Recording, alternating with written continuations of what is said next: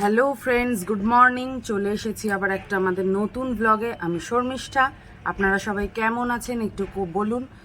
আজকে গণেশ চতুর্থী, তো আজকে একটা খুব শুভ দিন। তো গণেশ চতুর্থীর দিন আমি এখন ডানকুনিতে আছি। তো কারণ আমার বরের কাজের সূত্রে আমি এখানে থাকি, আবার মাঝে মাঝে বর্ধমানেও থাকি। তো এই গণেশ চতুর্থীর দিন আমি আজকে এখানে আছি। এখানে আমার শ্বশুর শাশুড়ি মা সবাই কালকে এসছেন। হ্যাঁ, তো সেই উপলক্ষে কি আজকে মেনু হবে সেটা তোমাদের দেখাবো। স্পেশাল কিছু আইটেম হচ্ছে না, নর্মাল নিত্য দিনের মতনই সমস্ত কিছু হবে। তো যাই হোক, গণেশ পুজো বলে কথা, একটা মনে তো আনন্দ আসছেই, কারণ বছরের প্রথম পুজো শুরু হয়ে গেল। তো এরপর আস্তে আস্তে সমস্ত পুজো, বিশ্বকর্মা পুজো, দুর্গা পুজো, সমস্ত কিছু হবে। তো যাই হোক, চলো এই বলে ব্লগটা আমি এগোতে থাকি।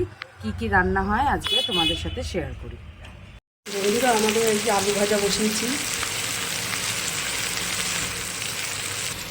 আলু ভাজার ভেতরে হলুদ, নুন, কাঁচা লঙ্কা দিয়ে দিয়েছি। আলু ভাজাটা আমার হয়ে গেছে, এবার আমি নামিয়ে দেবো।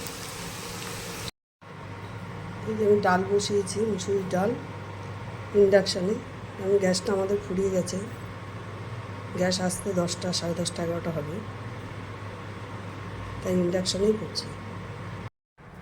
ডাল আমার সেদ্ধ করে নামানো আছে, এবার ডালের জন্য সোমবার দেব। ইন্ডাকশানে পাত্রের মধ্যে তেল দিয়েছি, 5 ফোড়ন দিলাম, তেজপাতা দিলাম সোমবারের জন্য, আর একটু শুকনো লঙ্কা দেব।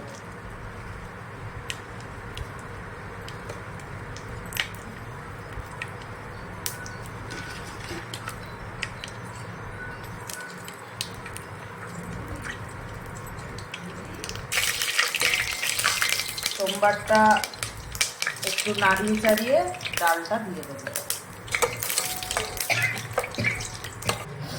সেদ্ধ করা ডালে একটু হলুদ দিয়ে দিলাম।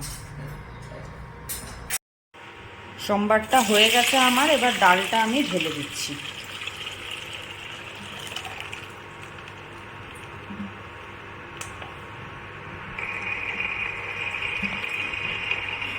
ভালো করে ডালটা ফুটতে হবে। ডালটা ফুটে গেলেই ভালো করে আমি ডালটা নামিয়ে দেবো। ডালের মধ্যে কয়েকটা কাঁচা লঙ্কা চিড়ে দিয়েছি।